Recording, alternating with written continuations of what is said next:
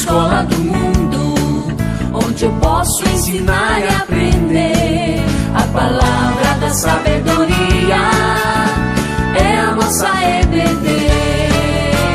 Deus é o nosso diretor, o Espírito Santo nosso professor. A Bíblia é a cartilha que ensina o caminho, a verdade e a vida. Deus é o nosso diretor, o Espírito Santo nosso professor.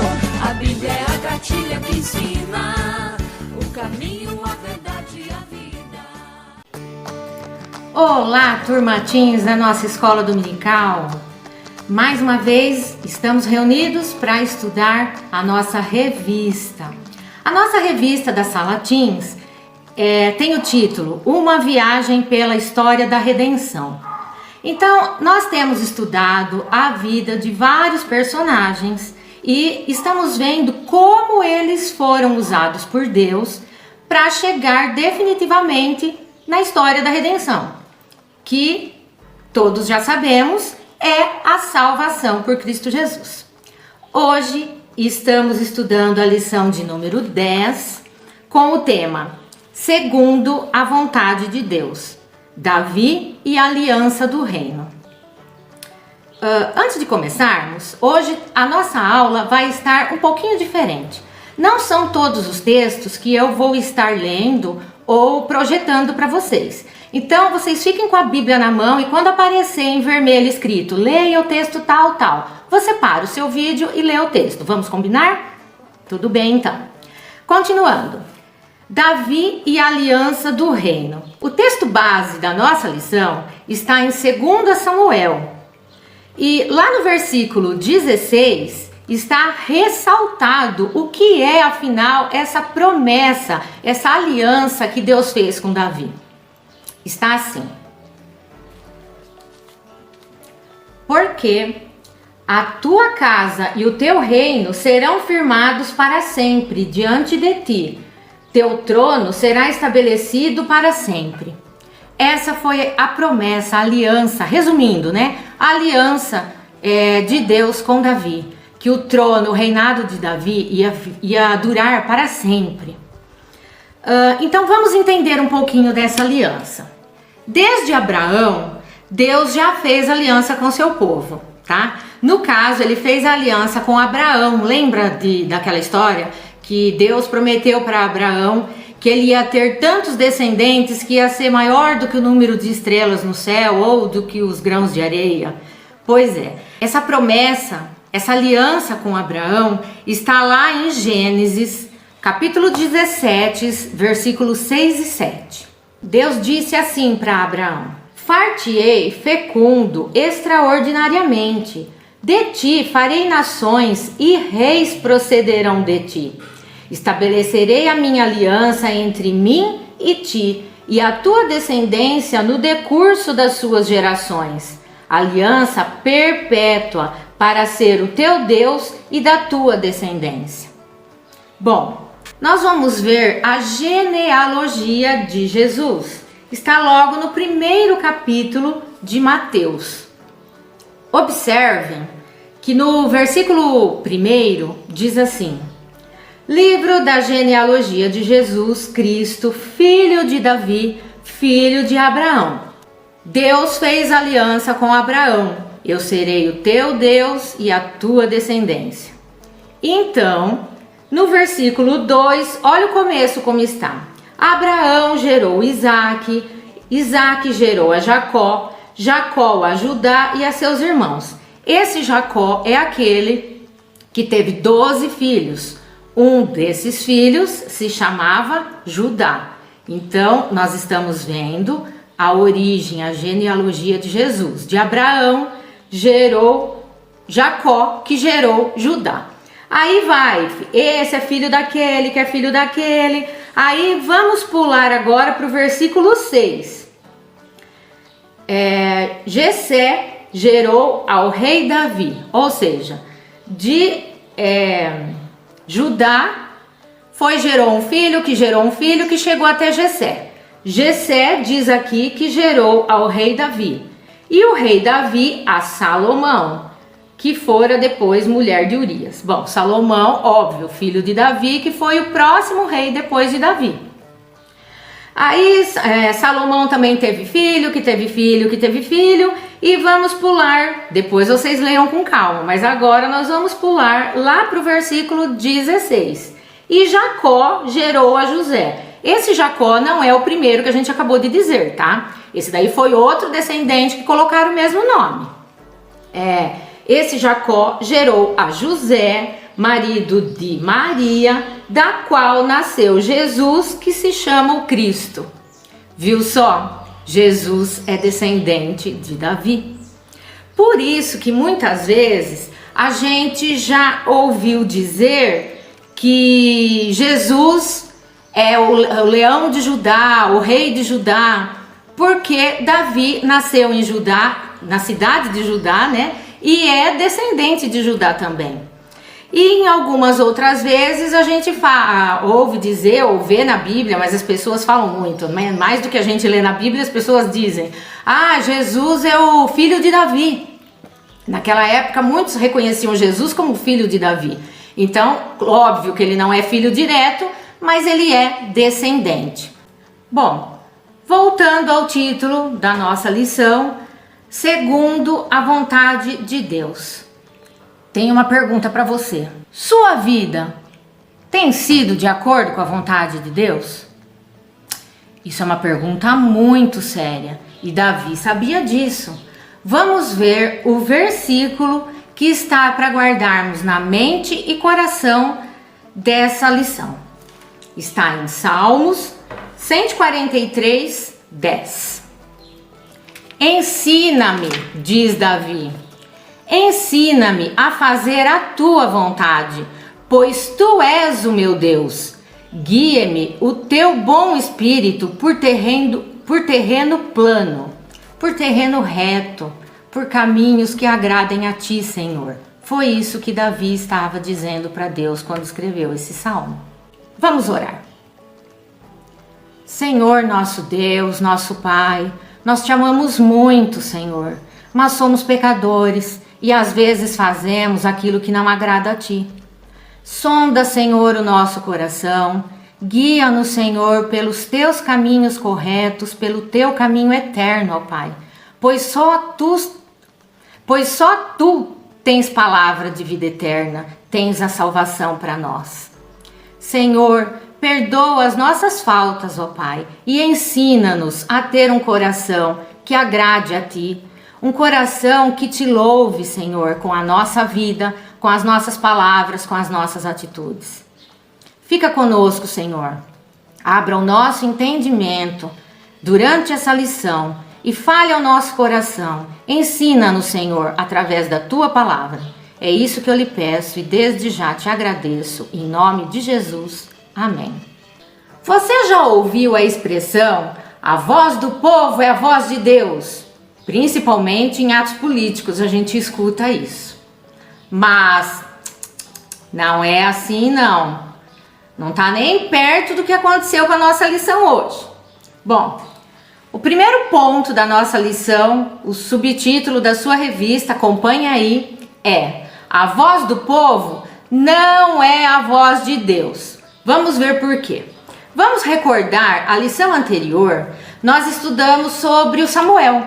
Ele era sacerdote, profeta, juiz do povo. Acontece que o povo de Israel não queria mais ser liderado por um profeta. Eles queriam um rei, já que todas as outras nações vizinhas já tinham um rei. Eles queriam um rei também. Eles queriam ser como os outros eram.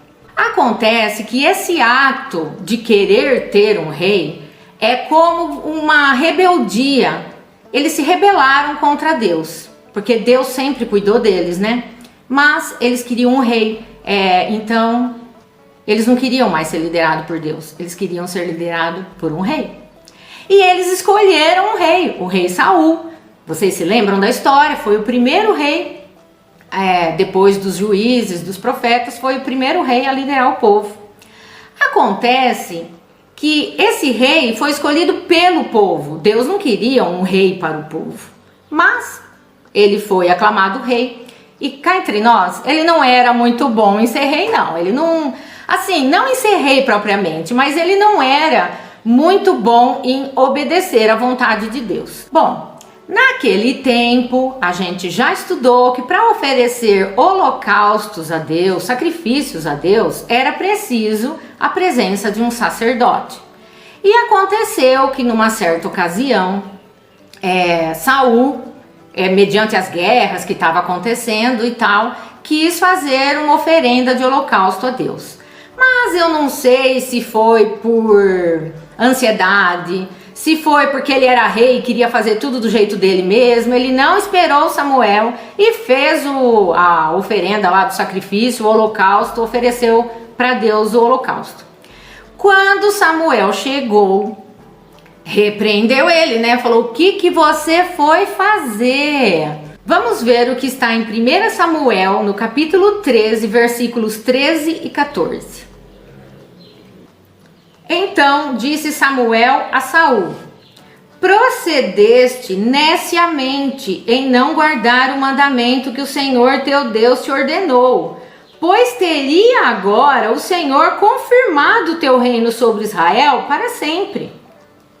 Já agora, agora que você desobedeceu e fez tudo errado, não subsistirá o teu reino. O Senhor buscou para si um homem que lhe agrada e já lhe ordenou que seja príncipe sobre o seu povo, porquanto não guardaste o que o Senhor te ordenou.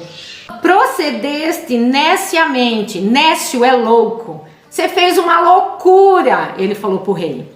Se você tivesse obedecido, se você tivesse feito de acordo com o que Deus quer, seu reino tinha sido estabelecido. Mas agora Deus já arrumou outra pessoa que lhe agrada, que tem o coração segundo o coração de Deus, e ordenou que ele seja príncipe sobre o seu povo. O primeiro, Saul, foi o escolhido pelo povo, pela vontade do povo. O segundo rei, então, foi escolhido por Deus. Bom, essa é uma história bem conhecida que está lá em 1 Samuel, capítulo 16. Deus falou com Samuel, que era profeta, e falou: vai à casa de Jessé e você vai ungir um dos filhos dele como príncipe para futuramente ser rei. Acontece que veio um filho, veio outro filho, uns filhos bonitos, fortes, altos. Samuel achou que ia ser tipo jogo rápido, entrei, ungi e vou embora, né? Então, aí vem um filho, vem dois filhos, vem três filhos e nada. Vieram todos os filhos, ou melhor, quase todos os filhos. E aí Samuel pergunta: mas Jessé, já estão todos os seus filhos aqui? Deus não escolheu nenhum ainda não. E aí mandaram buscar o caçula, o oitavo filho, Davi. Eles acharam que não era nem necessário Davi estar ali presente, porque era o mais novo, imagina, um menino imaturo. Como que ele pode ser ungido rei? Jamais, né? Mas vale lembrar que para Deus não importa as aparências. O que importa para Deus é o coração, é as intenções, é aquilo que passa pela sua cabeça, pelo seu coração, os seus desejos, as suas vontades, o que é importante para você. Para Deus não importa ser alto, baixo, bonito. A Bíblia diz que Davi tinha uma boa aparência. Em outras palavras, eu imagino que era assim, ele não era bonitão, ele não tinha porte de rei, entendeu? Tinha irmão dele que tinha mais pose assim para ser rei, mas como Deus não liga para pose, não liga para aparência, quando Davi apareceu, Deus falou para Samuel: é esse o cara, esse aí que você vai ungir, porque esse é o meu escolhido, esse tem o coração segundo aquilo que eu quero. Para confirmar isso que eu disse a vocês, vamos ler agora lá em Atos, capítulo 13, versículo 22.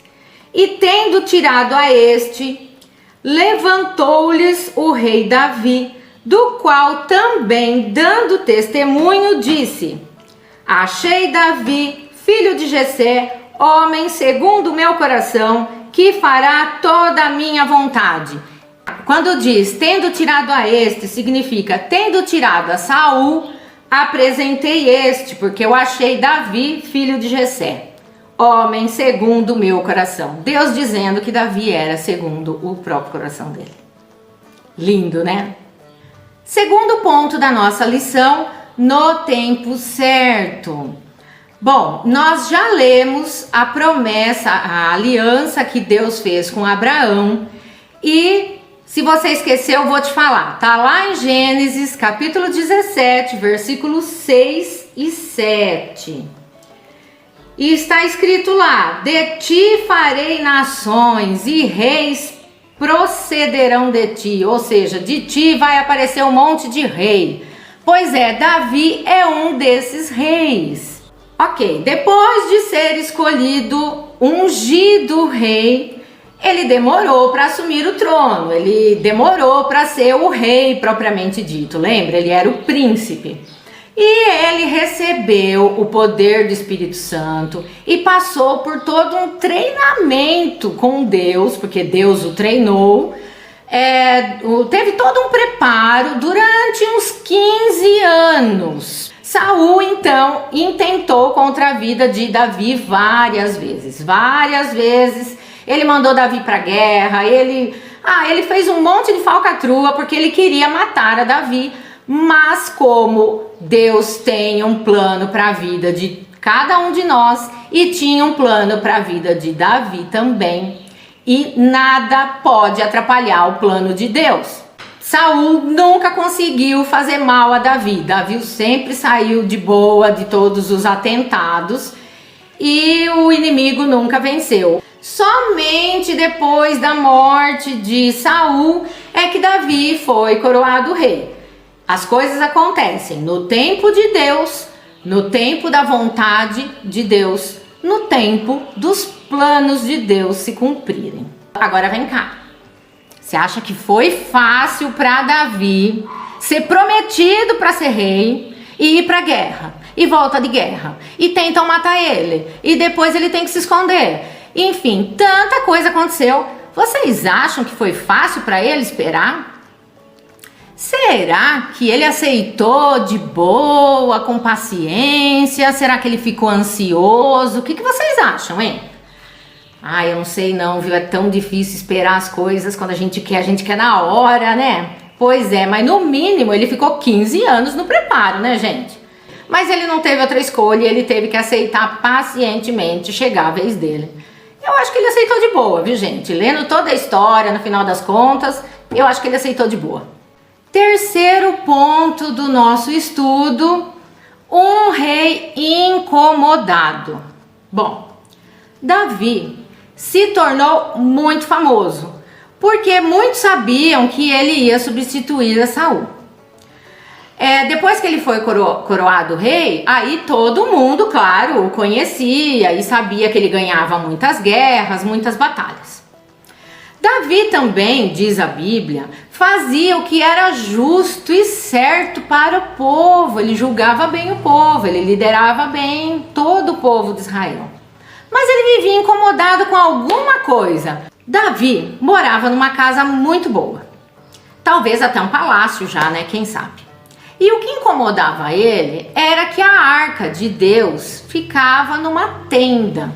Então ele sabia que ele era um servo do Senhor. Deus era, óbvio, o Senhor, o Deus poderoso, e ele era apenas um servo fazendo a vontade que o Senhor queria para a vida dele. Inclusive, Davi queria que o povo glorificasse e honrasse a Deus igual a ele, lógico. Bom, mas Deus não quis que Davi construísse uma casa para a arca. Uma casa assim, sem ser tenda, né? 2 Samuel, capítulo 7, versículo 8 a 10. Agora, pois, dirás ao meu servo Davi: assim diz o Senhor dos Exércitos: tomei-lhe da malhada de detrás das ovelhas, para que fostes príncipe sobre o meu povo, sobre Israel. Aqui Deus está conversando, né? Está mandando a mensagem através do profeta Natã para Davi. Então ele está dizendo: eu te tirei atrás das ovelhas, porque ele era pastor de ovelhas. Você deixou de ser pastor de ovelhas para virar príncipe sobre Israel. Versículo 9. E fui contigo, por onde quer que andaste, eliminei os teus inimigos diante de ti, e fiz grande o teu nome, como só os grandes têm na terra. Prepararei lugar para o meu povo, para Israel, e o plantarei para que habite no seu lugar, e não mais seja perturbado, e jamais os filhos da perversidade o aflijam como antes. Então Deus queria que Davi reinasse sobre o povo. Ele dirigisse o povo, ele liderasse o povo, até eles encontrarem um lugar para que eles pudessem residir, morar. Então parar de ficar andando de um lado para o outro, guerreando, conquista uma cidade, conquista outra. Então, com o passar do tempo, tem a história da cidade de Davi, que ele conquistou, e o povo todo ficou morando por ali, todo mundo junto. E é a cidade, se você não se lembrou, vou te dizer, a cidade de Jerusalém.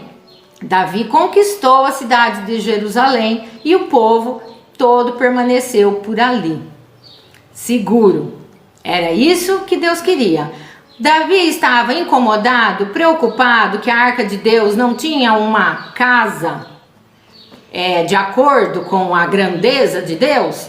Tudo bem, mas Deus falou para ele: você vai cuidar do meu povo se estabelecer. O teu descendente, ou seja, o descendente de Davi, é que ia acabar construindo, como de fato construiu, a casa para a arca de Deus, que esse rei foi, já respondeu aí? Salomão. Salomão construiu o templo de Salomão, como é conhecido, e isso vai ficar para a lição de domingo que vem. Não perca.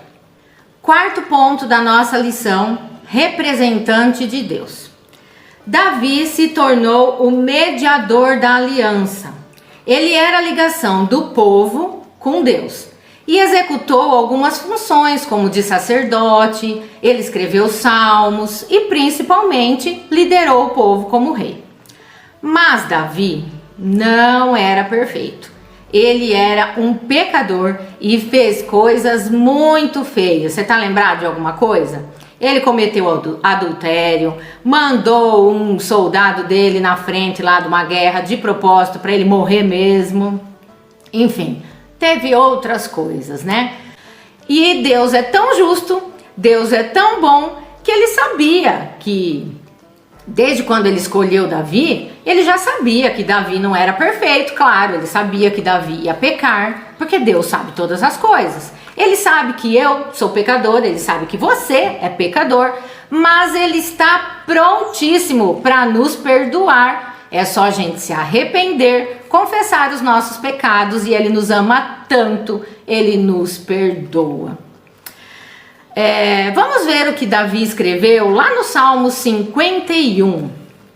O versículo 1 já começa assim: compadece-te de mim, ó Deus, segundo a tua benignidade, segundo a multidão das tuas misericórdias, apaga as minhas transgressões.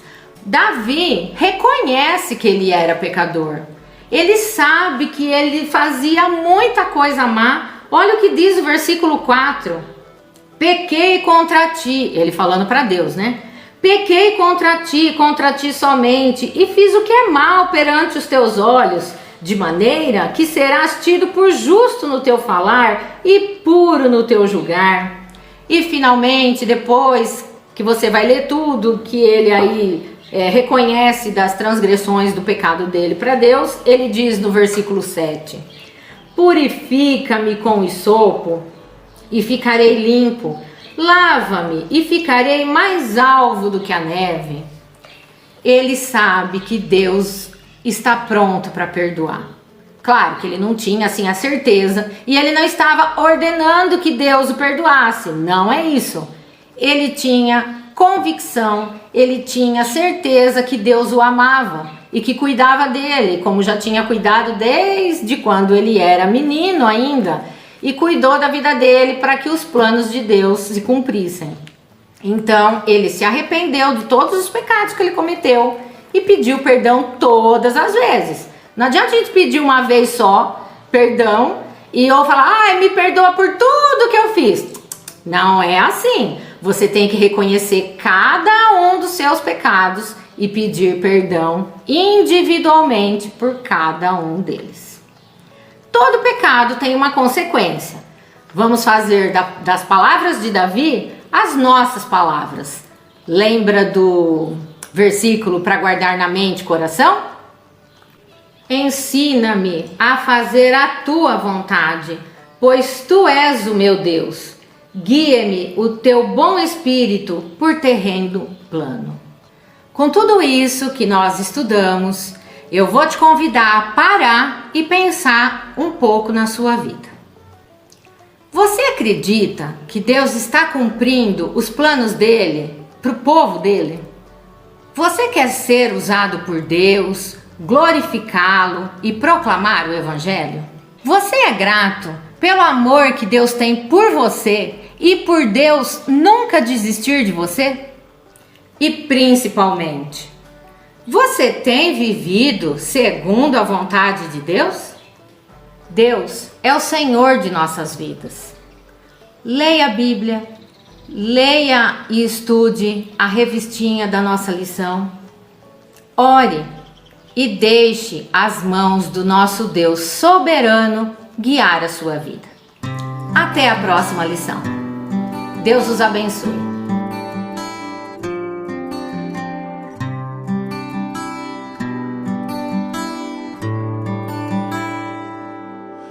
Cada vez que eu abrir a minha boca,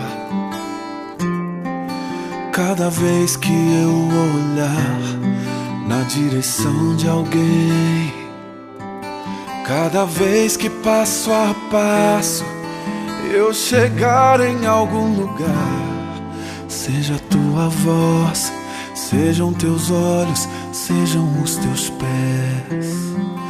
Cada vez que eu tocar no rosto em pranto, cada vez que eu fizer o que já não se faz, cada vez que em silêncio eu dou a outra face, sejam tuas mãos, seja a tua graça e o teu amor.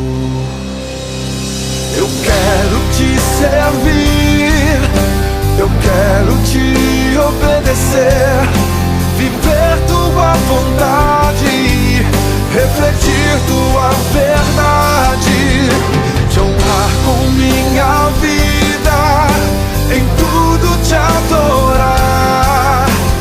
Mestre, amigo, amado Jesus, esse é o meu querer.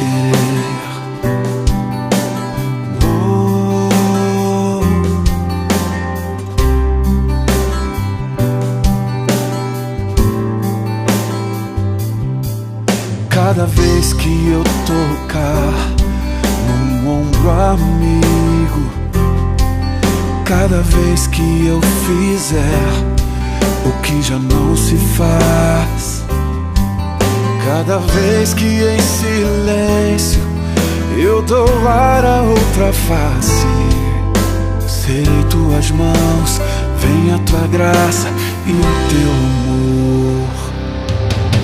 Eu quero te servir, eu quero te obedecer, viver tua vontade, refletir tua verdade, te honrar com minha vida, em tudo te adorar. Mestre, amigo, amado Jesus, esse é o meu querer.